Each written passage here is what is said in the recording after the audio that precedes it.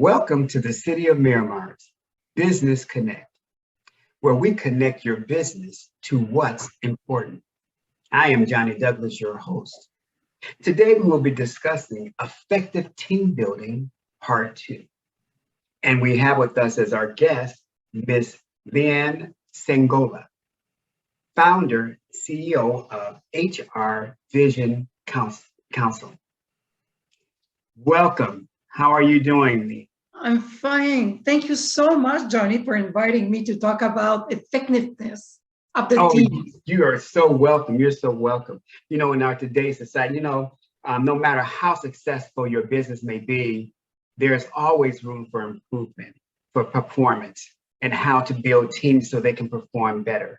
And so I'm so excited today when we learn some of the techniques and styles that you use to help business owners deal with their employees, especially during our COVID-19 that we've been through. It's 2 years going on 2 years. Well, it's 2 years now, and we're still kind of in this and coming out of it, but there's a whole lot of emotions wrapped up in that.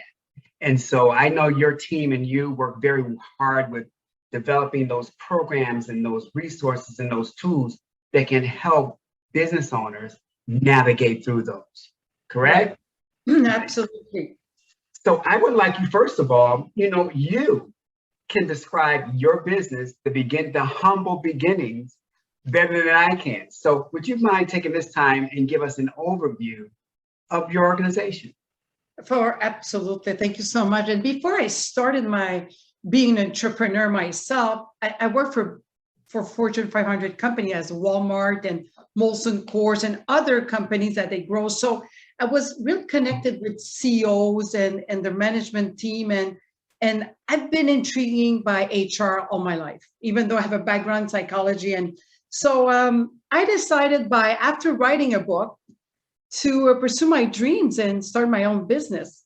And with more than 25 years of experience in the manufacturing, distribution, retail, and services, I decided to, after the book was launched, to open a division in Florida. So the business actually, it's an innovative human resources firm, and it's offering tailored training and hands-on training because supervisor, they're on the go, do mode. You need to set up great tailored training. And mostly like you mentioned with COVID, in terms that be efficient, we want to provide great content and be interactive through remote training as well. And the company also provide neuro coaching leadership programs, and as well human resources solution packages in terms of compliance, like you said, with COVID, what do we do, but also right. OSHA regulations, right. And other, and setting up an HR department depending of the company's needs. So that's what we do. We provide hands-on tools to retain and attract the right employees. And also the most important is to help companies' culture and having a trusted environment. Awesome. And this is most important. Awesome. Creating a strong organizational culture. And you hit on some very, very significant points there. Team building, you have to have the right tools. You have to have the right mindset, first of all. But also, I guess employees and employers have to buy into the fact that this is probably where we are in our business to warrant this type of practice coming in. So my question for you is, what kind of companies reach out to for your services? And what are some of the main reasons that they contact you? Mostly the kind of companies reaching out for my services are, I have small businesses that with 10 employees to a division, or their headquarters are in Europe or different, to 500 to 1,000. And mostly they come to see me for how to bring the best out of their employees, and also to revise their core value. Do I want to talk my value, my corporate organizational company? Do I walk the talk about my core values? Because mostly they have a big, I would say the biggest challenge is retaining, attracting and retaining Right. their employees. When we look at different metrics in terms of turnover, absenteeism, so there's so different matrix that allow to know what their pain points, but mostly it's to bring their employees to feel like it's their second home. They have a voice, they can bring ideas. And also we talk about safety, Mhm. but as Mhm. well, what about psychological safety? That means creating trust, right? You need to set the Right. tone. You can have the greatest values written on your wall, Mhm. but we're having trust issue. So this is mostly, it's about improving the bottom line, but not only with financial pocket, but also with the human capital pocket. Oh, wow. You said so many things right there. I'm going to try to dissect some of those. So those key points that you brought out, one of them you brought up was, I love the phrase, you want employees to feel like their work environment is their second home. And for me, that's very, very, very important. We spend 8 to 10 hours a day at our workplace. And our wait time in our home is about maybe 4 to 5 hours. So on an average week, you spend less time at home than you do on your job, which means that those times and those moments on your job have to reflect a trusted environment, have to reflect an environment where, and the trust is so much right there. Let me back up and stay right there. Trust. What do we mean when we say trust? Like what, when we break down that word, employee, employer, employee trust, what does that look like for your organization? What does that look like? First of all, trust is a big box of marbles. And I like what Bernie Brown, who did a lot of research, and we were talking about trust. It's how you set, I will have a relationship with you.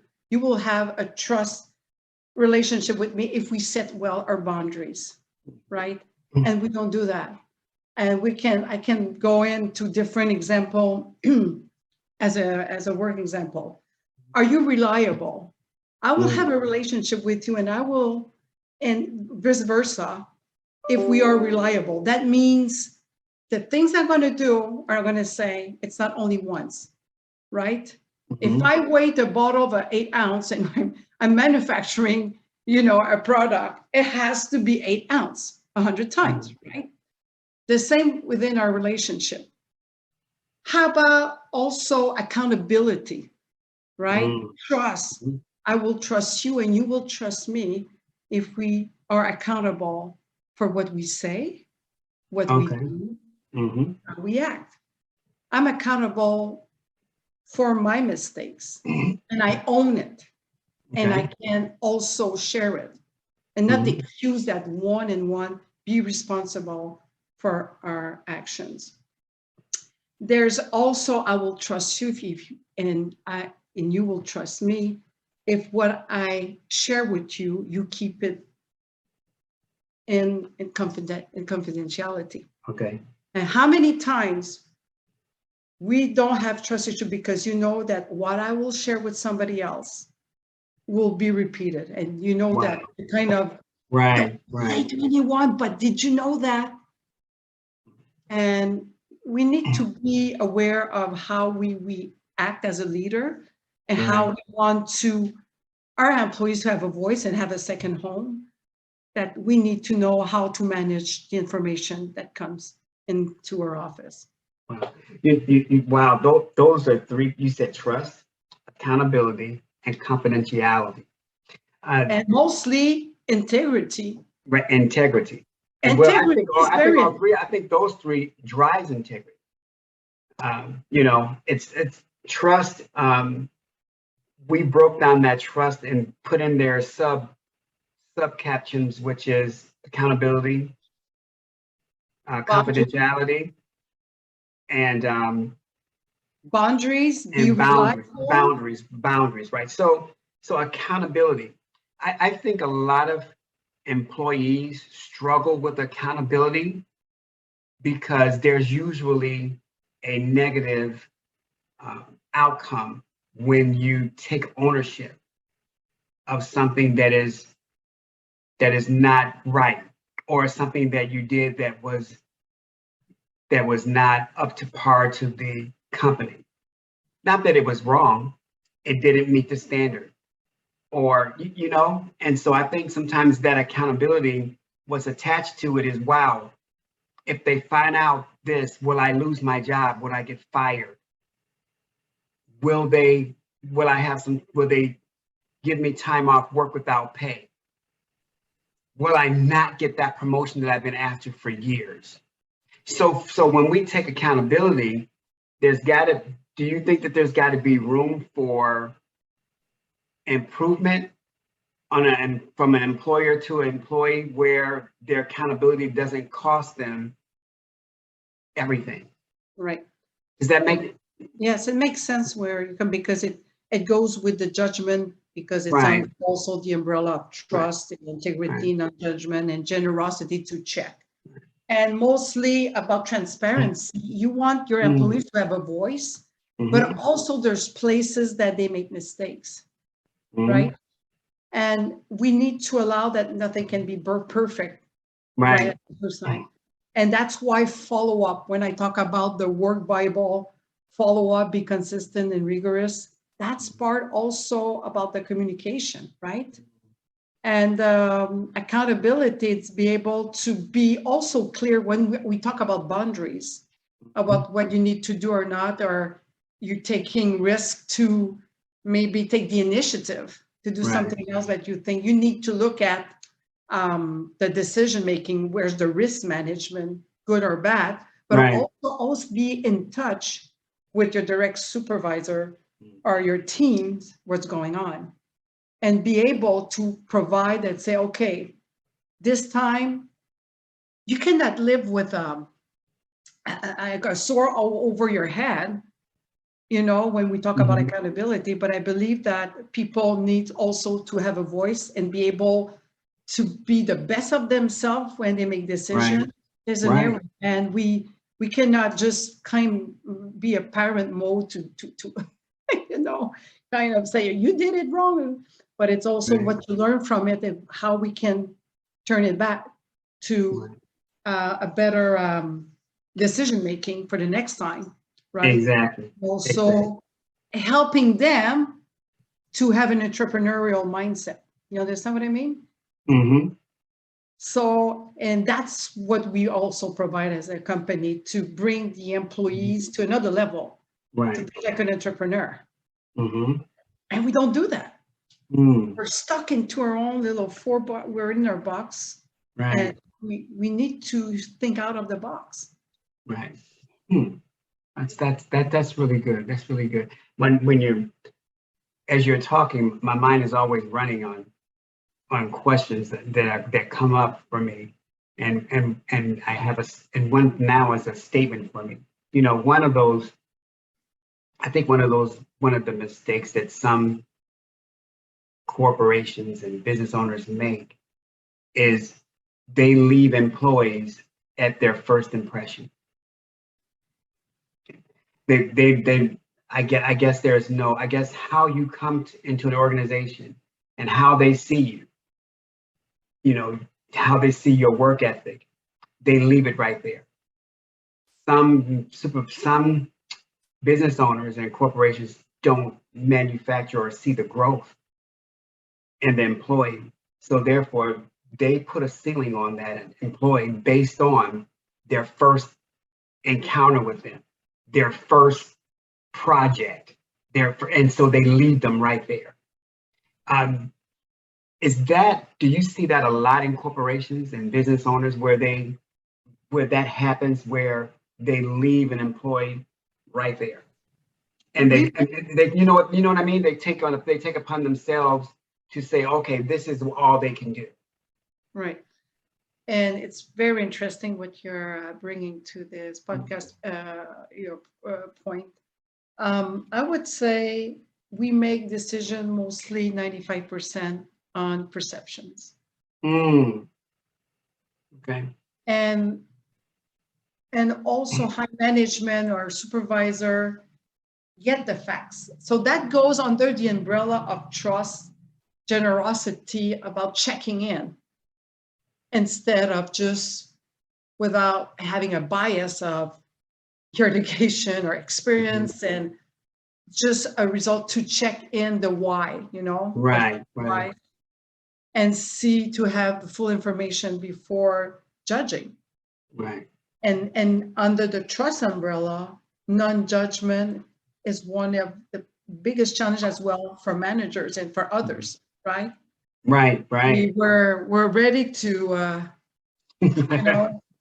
to judge easily, faster than our shadow. Right. And, Exactly. Right. Exactly. So, and that is the right word for it. Non-judgmental attitude. Yeah. And the problem that because we are so now technology goes so fast.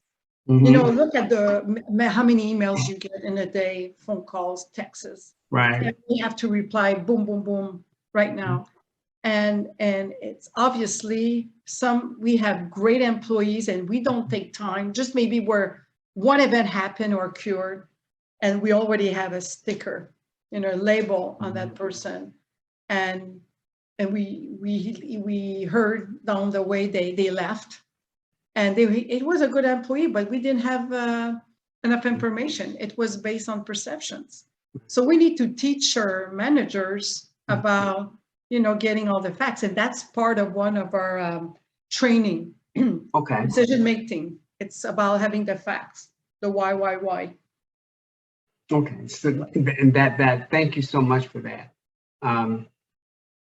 I've asked some questions that have been on my mind to ask, and you answered them very well. I appreciate it.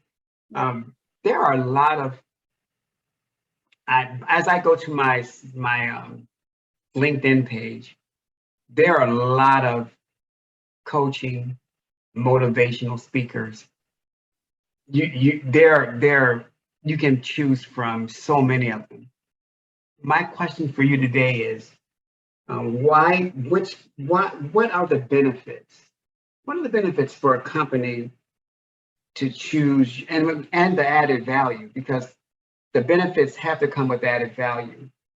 What are those qualities that would make a company come to you and feel comfortable that there will be a great success out of that consultation? Right. Great question. The benefits, I would say the add value, and the firm is capable to pinpoint and focus rapidly on their problems. That's first of all. Second of all, it's the experience of working at the international with different cultures, right? The working styles, working with CEOs, having that entrepreneurial mindset, and be able to navigate and showing flexibility and adaptability on solution problems, work on a solution with innovating tools. And that is tailored. So the flexibility of our tools, and that connects with their challenges, that is the most benefit and add value. And also to introduce matrix that we can see the learning curve, of what we're introducing also as an executive coach. I'm a member of ICF. And being a coach, it isn't as a consulting of training. It's very particular because you want to also with the firm, the benefit is to bring your employees and your management team to another level. So change that loop of thinking, change that loop of decision-making, change that loop of think, feel, and be humble enough to create a roadmap that will bring you through that reaching that goal, and it's monitored also with their direct supervisors. So this is a transparency, and we're creating a trust environment with those innovating tools. So this is a benefit for companies, small, medium, large. These tools, these are beneficial for companies to choose our firm. Okay, wow, that's wonderful. So you provide matrix for a company that they can see the growth. Right. You provide the tools for them that will help them even beyond the coaching, that they can apply those tools throughout their company And for a also, long period of time.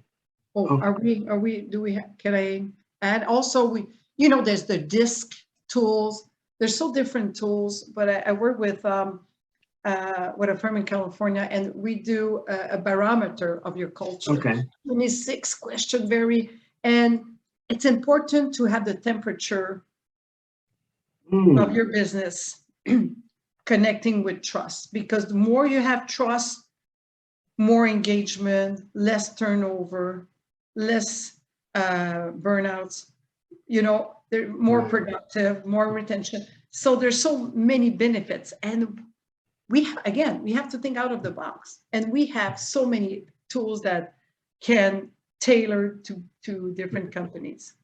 What are some of the tools that you would have, okay, for a company or business who has a reputation of not being trustworthy, but they've come to a realization that this is something we have to work on? How do you, because the same way we're saying that employers can make an assumption and use judgment on an employee can do the same thing for the business owner and the corporation themselves. Right. So how does, what tools that can be provided for a business corporation that wants to change their reputation of not being culturally inviting, Right. of not being culturally trusted? How does that work? And back, I think about last year, a couple of years ago, Starbucks was in the news for when the two guys went in and they felt that they were being mistreated because of the color of their skin. And they had to go back and they did the diversity training and inclusion training throughout of all Starbucks. So how, and that's just an example. There are other examples, but how do companies come back from those kind of stigmas? Yeah, yes, because marketing can be a good thing for you, but it can have the other side as well. Mm-hmm. I just want to share with you that over 77% of workers will consider a company culture before even applying for a job. Oh, wow. This is according to Glassdoor's 290 Mission and Culture Survey. Mm-hmm. And that says a lot to me. So first of all, you need to look at the way you behave and see what are you need to do a SWOT, strengths, weaknesses, opportunities. Yeah, SWOT. Strategic analysis. You can do your own SWOT for an individual, for your team, but from your culture, you need to look your SWOT regarding your culture and to see what are the top, I would say, challenges you have in terms of diversity, inclusion, equality, and it goes back to trust. So absolutely, I would definitely do an analysis on the SWOT about their culture. We can do a SWOT for the marketing, production, sales, but about culture, and after being able to provide that innovating tool on trust, that survey that allows you to pinpoint on 8 specific way to manage. So it comes from the top, but sometimes it's pushed by the bottom. But you need to have a go from the high management. And you have to put your ego on the side and say, okay, I messed it up. And more than ever now with COVID, it's an employee, the offer demands, not employees choose.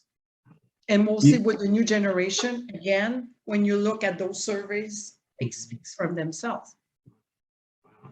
And right, now that you brought up COVID-19, we're 2 years in already.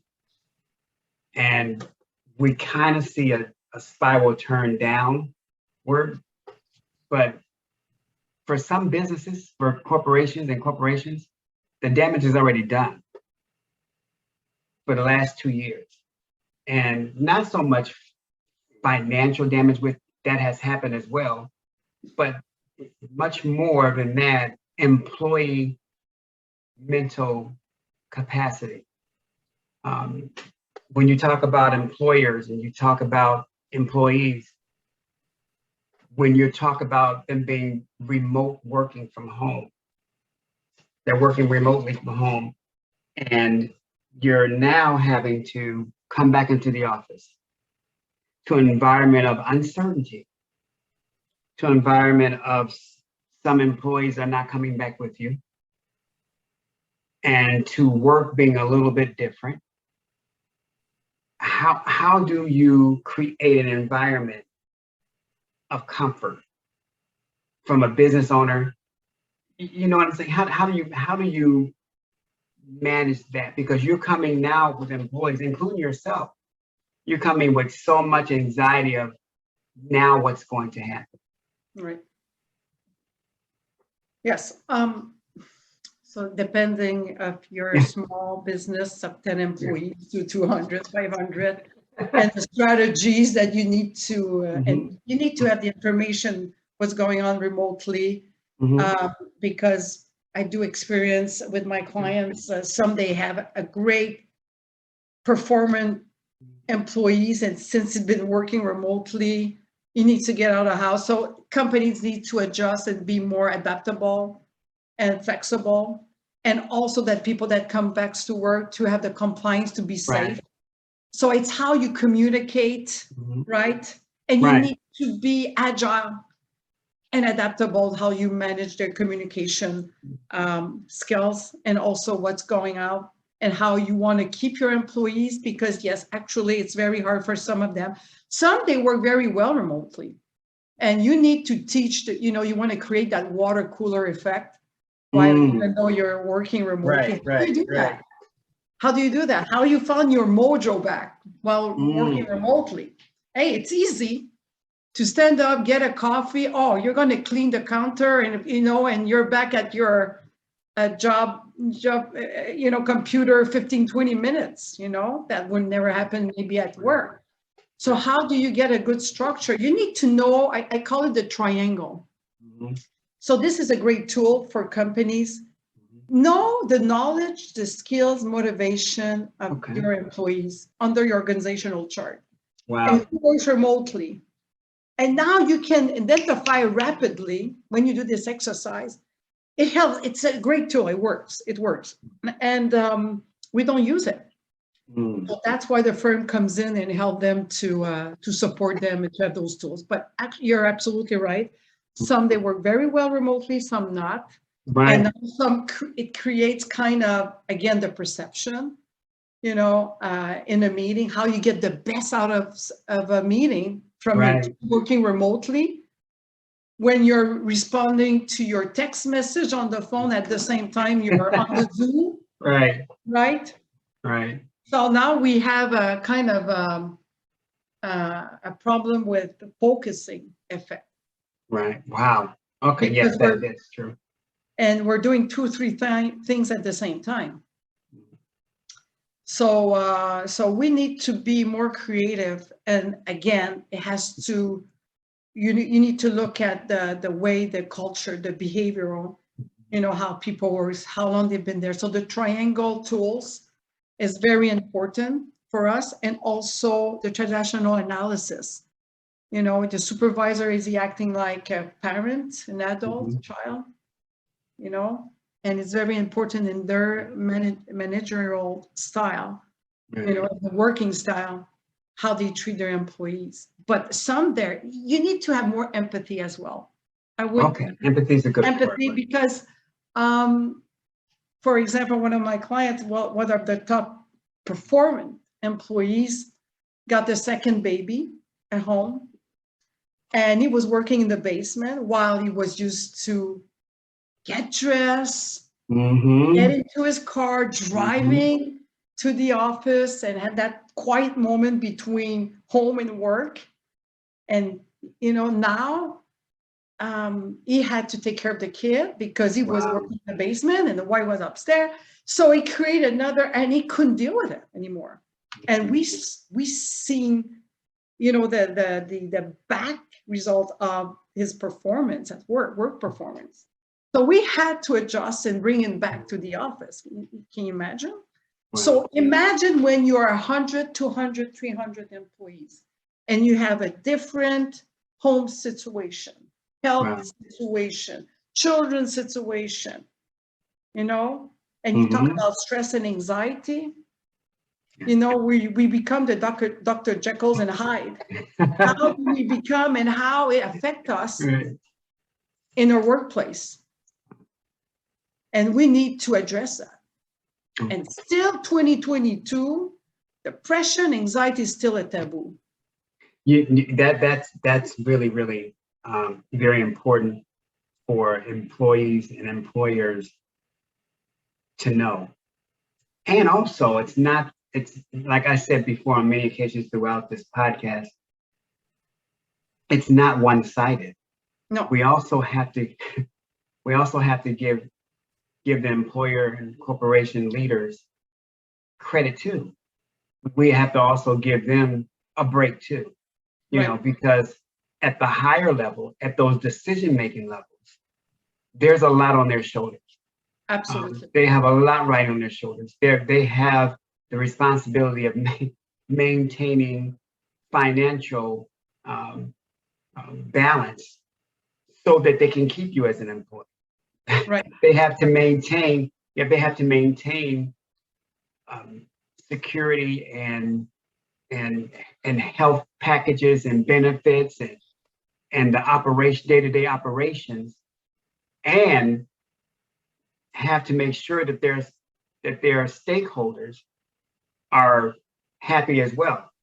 So their plate is so full that it can't be one-sided. It can't be where we're asking business owners and corporations to do all the giving and the employees not to say, hey, you know what? If we're going to do team building, let's do team building. Let us all put in the basket things that work, things that don't work, and see if we can help those challenges out that we're having. Let's look at those challenges, look at the things that we're doing right as a company overall, management, leadership, ownership, and employmentship. Right. How do you get that to work together? I think would be a brilliant way for any corporation and even a small business to come above the pandemic that we're in now and all those anxieties that come with it.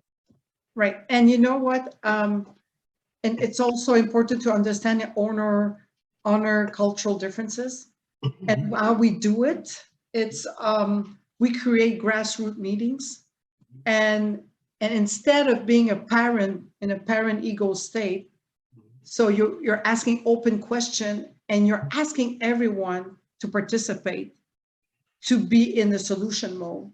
But at the beginning, you're setting the table at that particular meeting, and we see a difference. So now they own the meeting, everyone. So now you're creating a trust environment.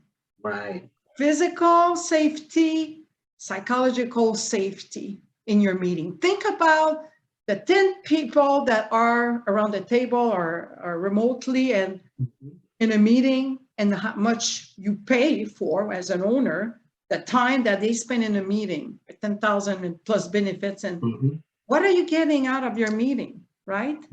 Not only financially, but about engagement and them be part. And that's why when I talk about neural, what it creates in our brain, think about when we say to you, Johnny, hey, Johnny, you did a great job. I would like to have your feedback about this idea.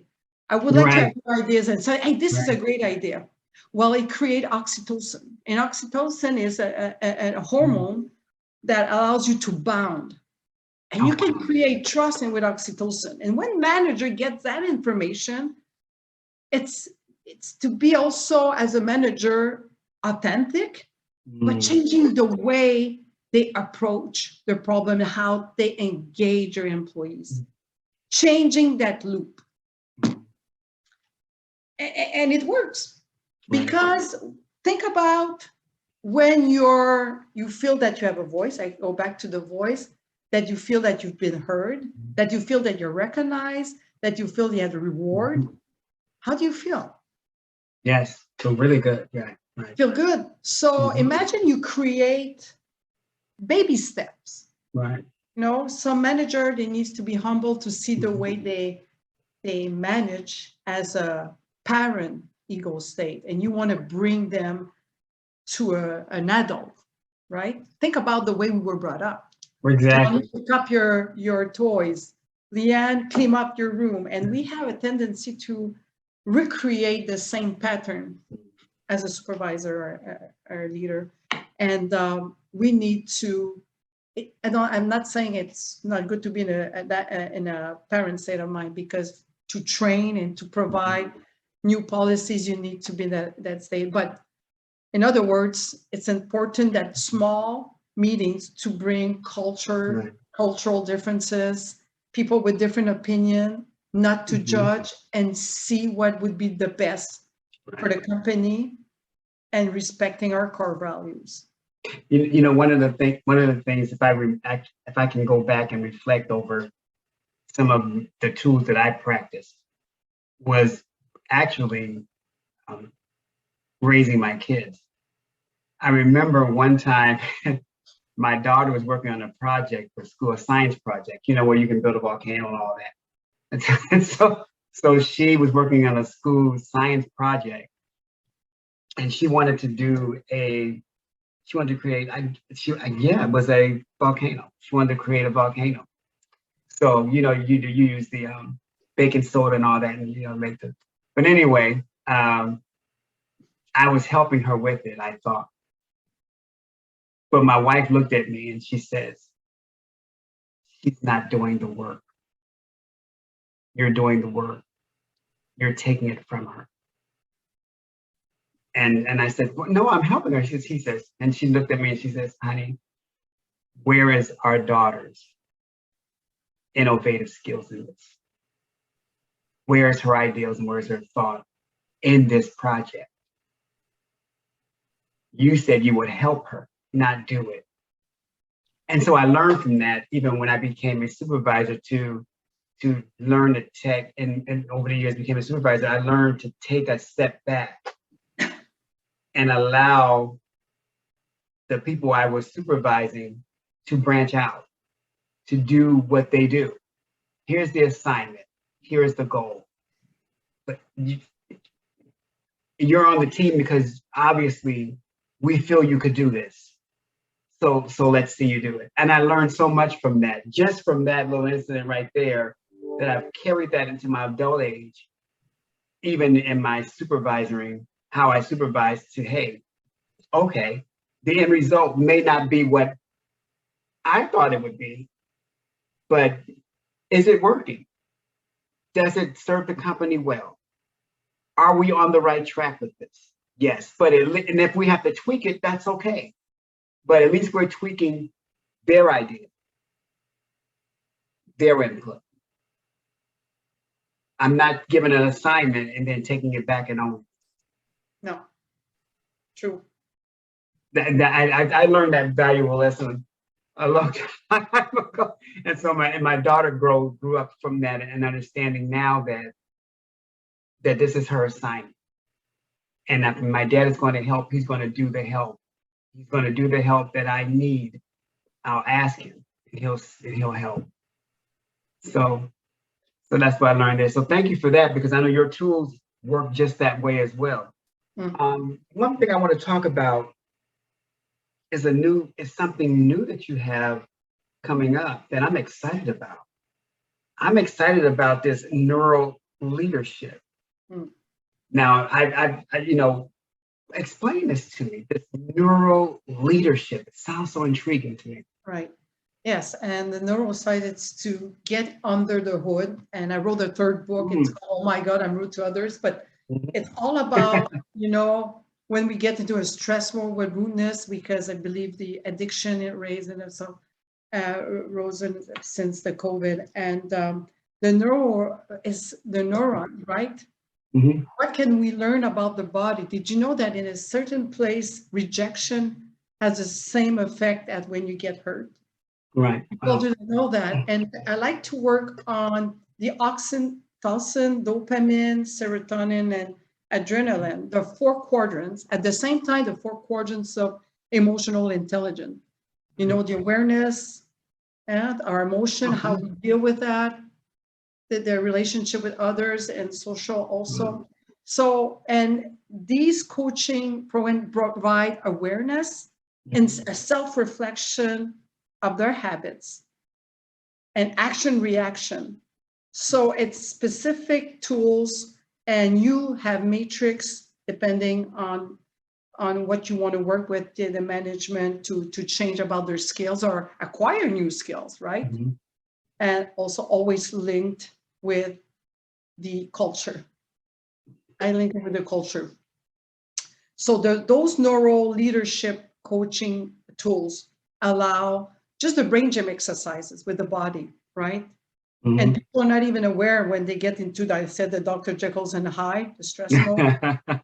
And it's an energy. You need to scale your energy level at the beginning Right. and how you manage. So with neural tools, it allows you to to maximize your energy, be in a better position to be in control, Okay. to manage your emotions, right? Mhm.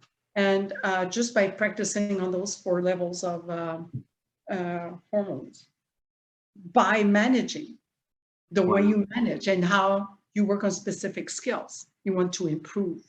So it's very interesting because you don't want to get into the terms of neuroscience, Mhm.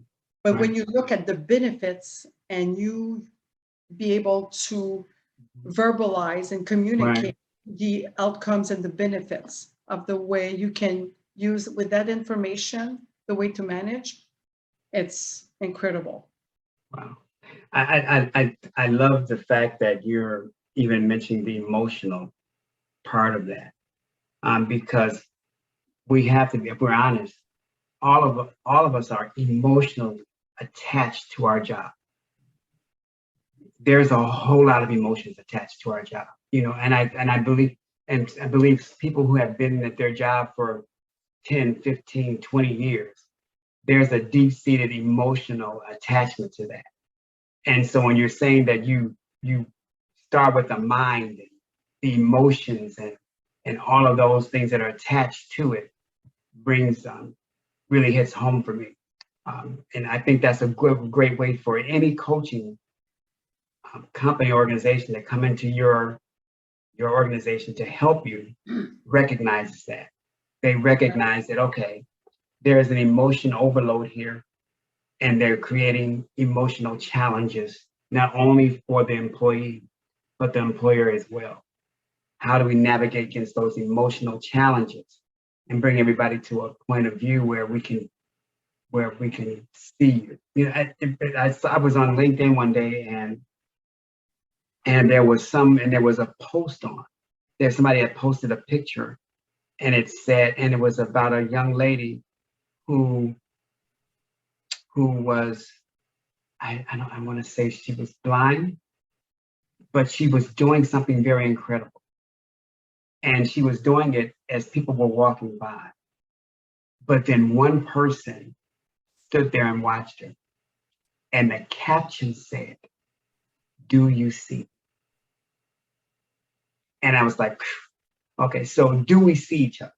Do we actually see each other? We work with each other on a day-to-day basis, 8, 9, 10 hours a day. But do we really see each other? Do you see your employee? Do your employer see you? You know, so thank you for bringing that up. That's a wonderful, wonderful tool to use. The neuro, I like And that. also inspirational exercises. Yeah, and okay, now how does that work? It's Oh, inspirational exercise. we have with one client, it was so relevant. So we had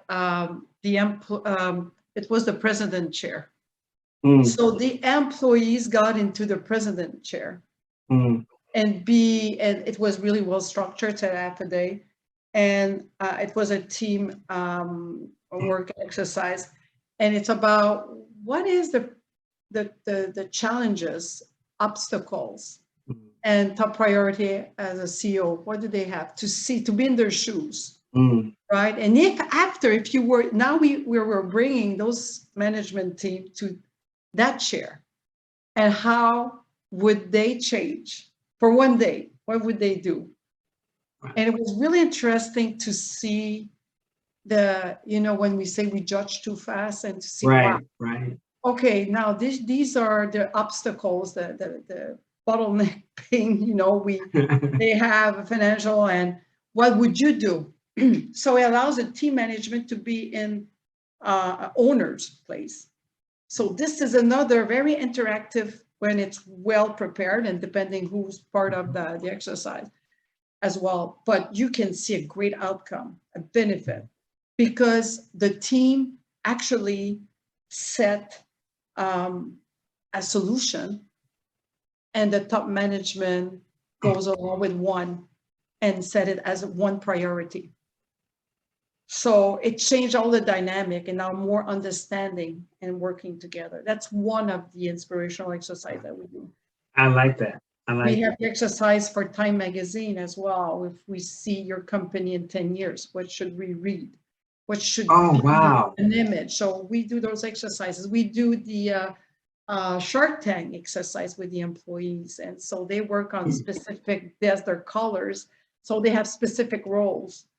And the training with decision making to be more entrepreneurial mindset as an employee and as a supervisor. So these are so many tools we use depending on their needs, but very hands-on.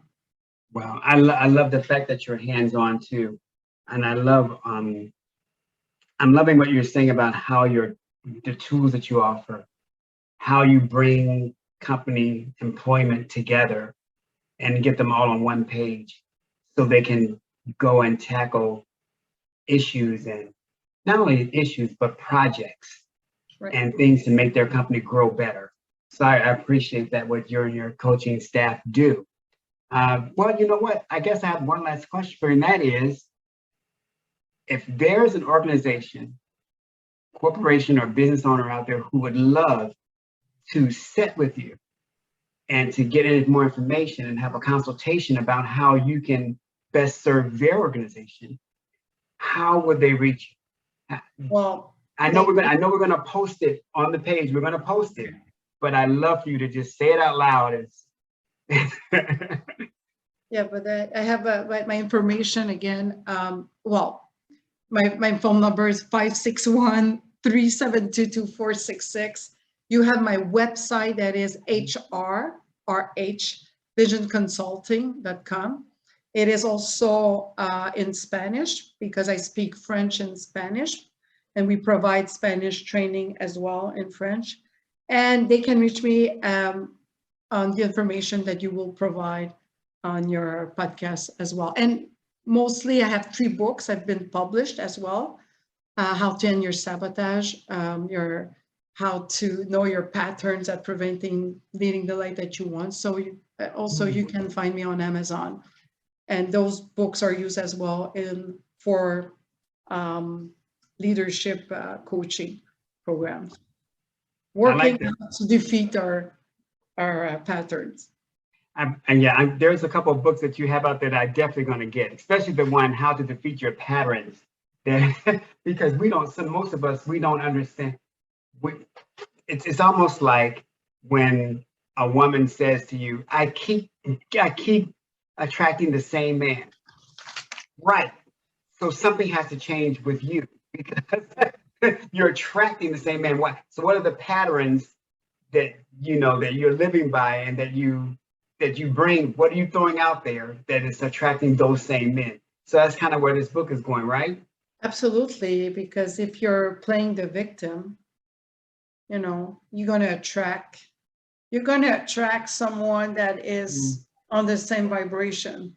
Okay. Wow. And so it talks about different patterns. Why do we want to be right? Why do we feel guilt? Right? And Why do there's we so want to many be other right? things. Wow.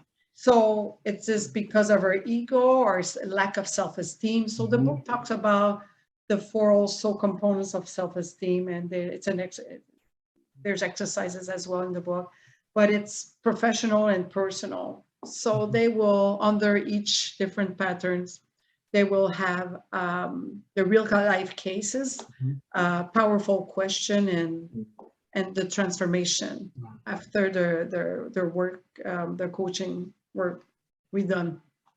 So that was my first book. Well, we're gonna list those books right on the page as well. So if you're listening out there in the audience, this broadcast, if you want to hear it again and extensive, it will be on every social media platform. Once it comes out, you will know. We normally post our podcast every second and fourth Thursday. They're posted and ready to go for you to enjoy and glean any information you can for it and resources from them. Business owners, if you're out there, please register for the City of Miramar's Business Post newsletter. Within that newsletter, you'll find all kind of information and resources that can keep you up to date on what the City of Miramar is doing. We have all kind of resources that can get you to the next level in your business. Where our partners, SBA, SCORE, and all kind of financial institutions, where we can lead you to the right place to get the right fit for your business. Also, to learn more about the Economic and Business Development Department, which is the department I'm in, we have a multitude of valuable information and resources for you when you're ready to start a business in the City of Miramar, or whether you are an existing business owner in the City of Miramar. Please come by our office, or better yet, go on our landing page. It is at our website for the City of Miramar is www.miramarfl.gov /business pulse to register for our newsletter. If you want to reach our department, it's www.miramarfl.gov /E as in Edward, B as in boy, D as in dog, EBD.